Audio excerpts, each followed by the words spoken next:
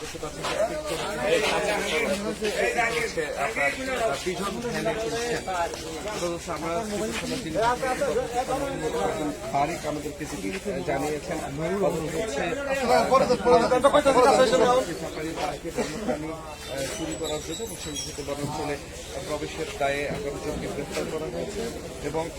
হচ্ছে রাজ রিসোর্ট একটি রিসোর্ট রয়েছে, সেখানে অসামাজিক কার্যকলাপের জন্য 18 জনকে হচ্ছে গ্রেফতার করা হয়েছে এবং এইখানে কিন্তু 2 জন নারী রয়েছে এবং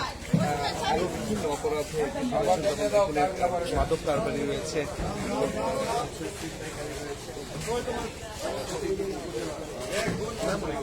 যাও যাও